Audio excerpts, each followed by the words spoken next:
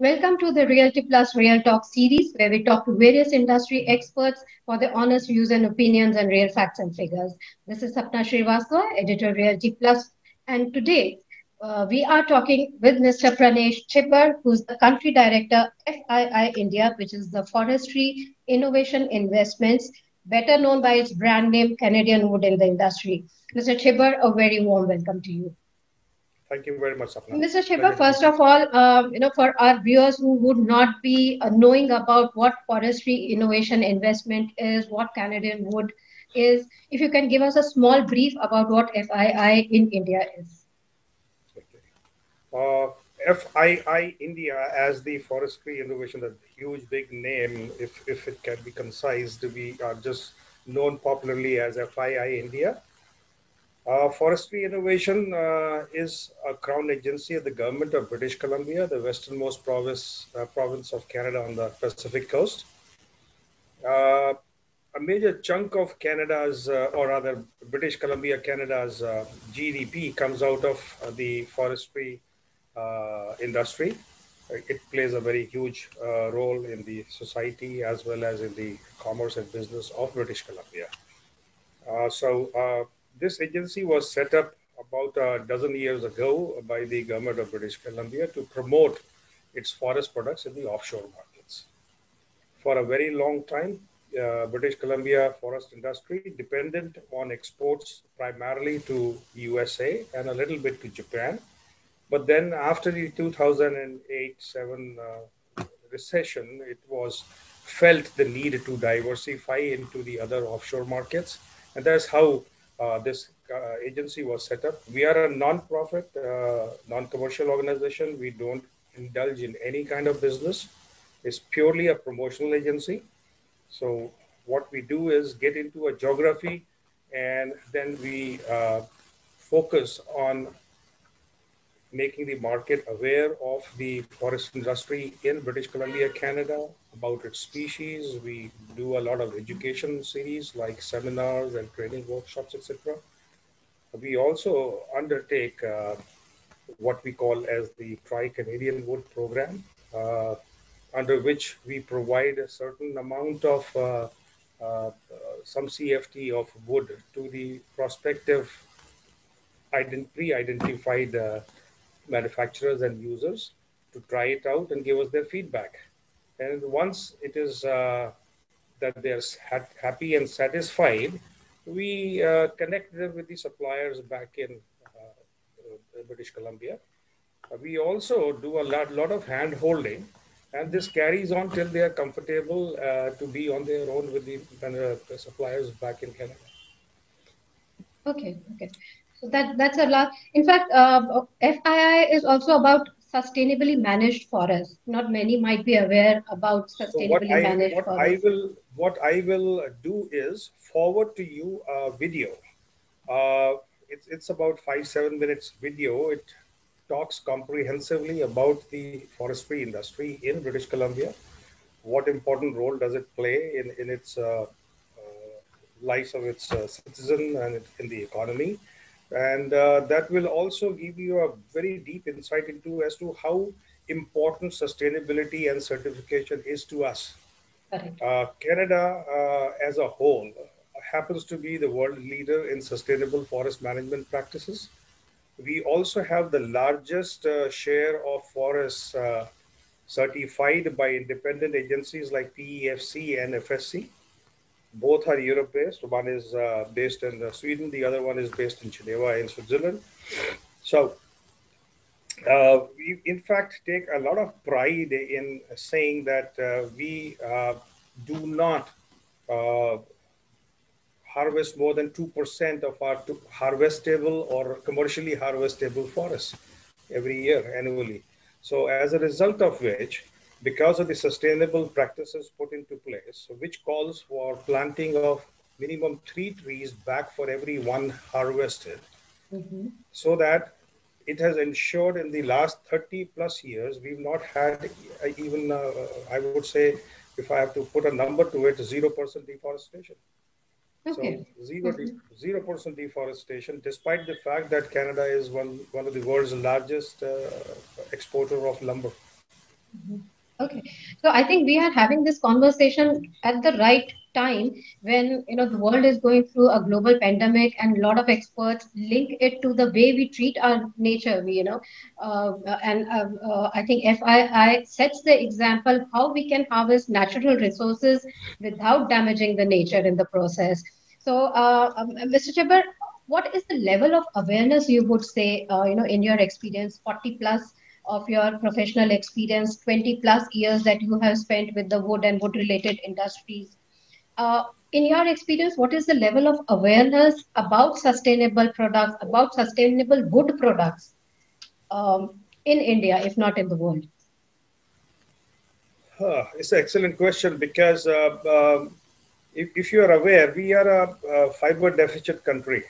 And why we became fiber deficit country is because we um, rampantly went after cutting down our forest without any um, plan or any vision as to how to uh, maintain our forests, how to maintain the eco balance in the country. So uh, I would say around the mid last century, our government suddenly woke up and realized that there was rampant destruction of forests taking place.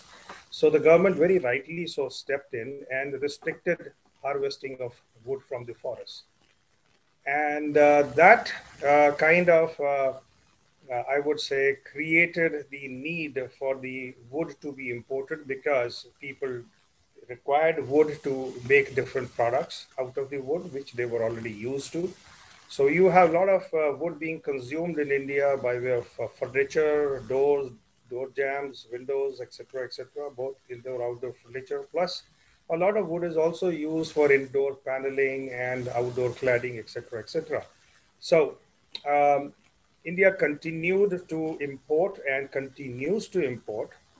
Uh, the good thing about the government stepping in, as I said earlier, was that a couple of years back, at least it has ensured, the government action has ensured that our forests have for the first time stopped depleting.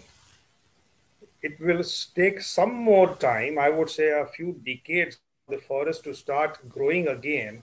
But the total forest cover of India, the good thing is that it has stopped depleting. But having said that, even if it has stopped depleting, it will be quite some time till it starts growing again. So India will have to be dependent on imported wood for a long time still. Okay. And this example of losing out on the forest has kind of given a lesson to the countries who are heavily dependent on forest products like Canada to sustainably manage their forest resources, go about putting a policy and a strategy into place which ensures that their forests are never going to deplete. On the contrary, um, some of the places we also have instances of forests growing than what they were originally. And this is despite the fact that the trees take a long time to grow. So the commitment has to be long term. The commitment has to be it has to be very patient and a long-term vision on part of the government as well as the industry to ensure that actions are taken and then you stick with those actions because uh, trees can take anywhere from 25 to 60, 70, 80 years to mature Right, to become harvestable again. right. In India, you have been leading FII for, I believe, 6 years now, or more than that. Yes, I've been here at the helm since 2014 October. Right. So, you in your interactions with industry professionals, the design professionals, what are the challenges that you have faced in terms of adoption of imported wood? Because there are a lot of low-cost products or alternatives which are available. Maintenance, a lot of people have doubts about. I also throw in people would say, why not teak, shisham, and rosewood, which are locally available, maybe much more cheaper. So these are some of the apprehensions not only the industry professionals, the design professionals, but even the end users will ask. So, in terms of adoption of this, what are the challenges you see? So I'll answer the last part first. Uh, Shisham, teak, etc., excellent woods. Teak, I would say, is the gold standard of the wood worldwide. There is no wood which comes anywhere close to teak. When we talk about different factors on a scale of 1 to 10, teak consistently scores very high marks, and that's why teak, we call it as the gold standard, against which every other species is benchmarked. Right. Having said that, teak is not cheap. Teak is not easily available in abundance now. Whatever teak comes into, or rather is flowing into India, is a very different variety of teak, very, I would say, small trees, and it's a juvenile teak which comes into India from mostly African countries now. Yeah, we have The Ghana teak, teak and all these which are yeah, being so used. that's not the real teak. The real Mhm. teak was what we used to have. We still have in some government plantations or other certain areas in central India, what we call as CP Birar, Right. Nagpur, and that Raipur, Nagpur, that belt. CP teak, the most famous one Yes, here. yes. So CP teak is not abundantly available. It is very, very restricted. You are lucky if you can get genuine CP teak now somewhere. Also, since 2014 April, the government of Myanmar also put a ban on the export of teak logs. We used to get almost 24% of our total imported wood in India was composed of teak logs from Myanmar. And overnight, the government put a ban on export of logs. So we had to look for alternatives, to go to different geographies worldwide to find out how to replace that sudden stop in the flow of wood which was coming in. Again, I think it was high time that the government stepped in Myanmar to prevent their own forests. Okay, and I would say, though it's a loss to us for the lovers of teak in India, but I think it's a welcome sign that the government has stepped in to ensure that whatever teak is being harvested now is, they're trying to make it as transparent and legal as possible. And of course, uh, like we have in Canada, if you promote your industry well and look after its future, then you can create good employment out of the forest industry. So, if instead of exporting logs, Myanmar wants now to export timber or lumber, sawn timber as we call it, Mhm. then yes, it is a huge employment they are providing to their own industry related to forest. So, so that is as far as the teak is concerned. Yes, it is available, but in a very, very restricted manner, and as such, it is not cheap. It is expensive. Number two, same goes for shisham. Shisham is basically what in South India we call it as rosewood. Mhm. So shisham also is not easily available anymore. In fact, government has even put restrictions on use of shisham. You have to go through, fill up certain forms, etc., to get the shisham, which is not what the manufacturers would like to add to their woes by getting entangled into more bureaucracy just to be able to make furniture out of teak. Sorry, out of shisham. So it's easier Shisham. and more cost effective to import wood rather than to go for, Indian woods. So you would say that. Well, yes, it makes sense now to import more and more, for the simple reason, one, that your forests are I mean, sorry, our own forests are protected, right? So we don't have enough wood of our own, and Mhm. our traditional sources of supply like Myanmar have dried up. We don't get enough wood from there, or it is not easily available. Okay. Yes, we do have wood still flowing in from Southeast Asia, primarily Malaysia. But there also, after the change of government in 2016, if I'm not wrong, 16 or 17, um, there also the whole system, the way it was being, the forests were being attacked and harvested earlier, has been rather, I would say, brought under a more regularized and a proper process so that rampant deforestation does not take place. So even availability of wood from those traditional sources is more of a challenge now than it was earlier. So our people have gone to different geographies. extreme east to small islands like Papua New Guinea or Solomon Islands on one side. On the other side, we've gone to South America. We've gone to Africa, of course. So wood continues to flow in. There are many geographies very eager to supply and meet the needs of wood in India. Our industry is smart enough and seasoned enough and experienced enough to know exactly as to what wood they can sell at what price, so they accordingly get that wood. When we stepped in here to understand what was going on, we realized that Indian market was traditionally a hardwood market. You know, when I say hardwood market, I mean wood from the trees which have got leaves on them. Whereas British Columbia, we don't have many trees with leaves on them. We have conifers. We don't have the hardwoods. We have the conifers. Conifers are the ones which have needles and cones Right. instead of leaves. And these are for some reason called as softwoods. Yes.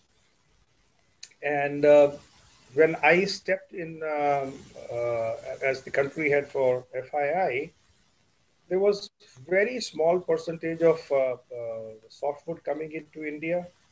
Uh, Today, you'll be amazed that it has grown to almost between 45 to 50% of the total wood imported into India is softwood. Uh, I would not say that the credit goes entirely to us, but we have also played some role in getting the softwoods accepted and becoming popular in India. But there are other geographies who have been exporting softwood into India much earlier than us. They have been responsible as well, and they continue to be. Right. So Indian consumers and manufacturers have gradually accepted softwoods uh, as a raw material for making different kind of products in India. Also, when we came in, we went around and we found that uh, Indian industry, I would say the woodworking industry, was highly fragmented. There was not a single global scale production facility available. It isn't there still, I would say. Right. But yes, people are getting more organized, people are getting more mechanized, people are putting up larger plants. It will take some more time by the time we become, organized enough and set up factories of global scale like we have in China or Vietnam or Malaysia, etc., etc. So we really have some way to go. Mm-hmm. But yes, we have lots of small little manufacturers. Uh, that's been traditionally the kind of scene in India. Probably it was also something because the government, for a very long time in its initial years, probably looked at it as a small scale industry. Right. Right. So there has not been a huge big investment into this industry that people should manufacture and export in a big way. But yes, we do have some very nice hubs in, say, Jodhpur, Jaipur, Moradabad. These are hubs where the furniture is being made and exported out of India, and it Okay. goes to some very big names in North America, Europe, Australia, New Zealand, etc., etc. And I'm happy to share that we have been able to make some dent into this market, that we have done trials with them with our Canadian wood species, Mm-hmm. and we have succeeded with them because quite a few of them, I would say today half a dozen of them, have tried our wood, different species, made products, shown it to their buyers. Their buyers have approved it, and they have received orders to start supplying them. And today I can say about half a dozen such manufacturers in India, based out of these hubs, are making furniture using our Canadian wood species and exporting to North America, Europe, Australia, New Zealand, etc. That's So, good to so it's know. been a good ride. Yeah, yeah. As long as we are on the right path, I think we will reach where you mentioned from unorganized to organized sector, and probably we'll see much more professionalism and maybe large scale operations in this sector as well. You mentioned a lot of collaborations with the industry, manufacturers and all. for our views, what kind of, because now wood is not only for interior purposes. We can have it on facades, we can have it on exterior, we can have in combination with other construction material as well. So if you can touch upon what are the new applications that we can see with wood for our views. So, if you broadly try and categorize the applications, there are two kind of applications in our terminology, the way we speak about them in North America. Uh, One is we call as the reman, the other is called the structural. A reman, basically, you are making products out of wood for use. That it could be joinery, it could be anything. I mean, it could be um, moldings, it could be furniture, it could be pergolas, it could be gazebos, it could be what we call as the garden furniture or outdoor furniture, saunas, decking, cladding. It could be anything. So these are all categorized as reman. The other big use of wood, which we are trying now for the last couple of years to popularize here, is the structural application of the wood. Of course, when we entered, we realized that India, though, had a long-standing culture of wood use, but not in structural application. It was all in the reman applications. And that's how we focused initially on the reman industry. That's how we used to go to the factories which were producing primarily furniture and the door jambs, etc. And we did trials with them. And if they liked what they trialed, and they went and started using them.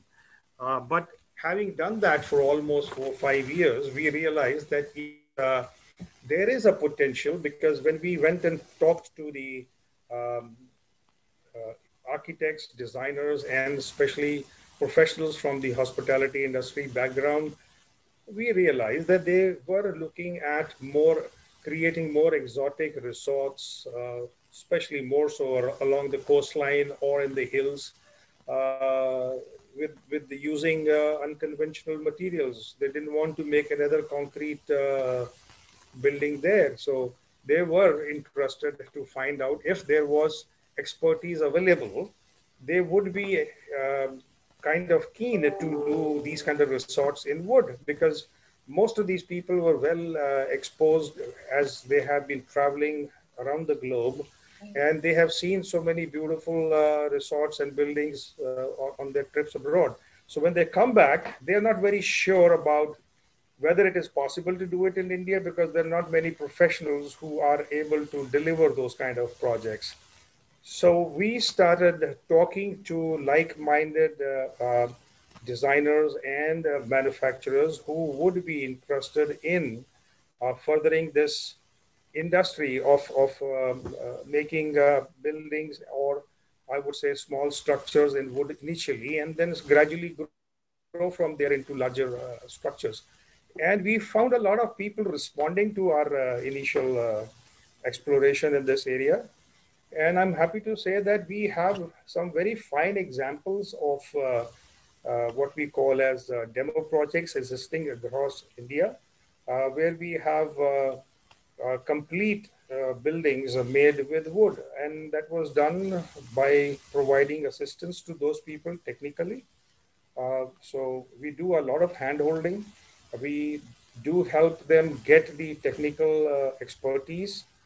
We also help them acquire certain engineered wood products, which was not very common in India, but it is gradually getting to be made in India as well. We have a couple of manufacturers who have started doing engineered wood, so That's it's good. good.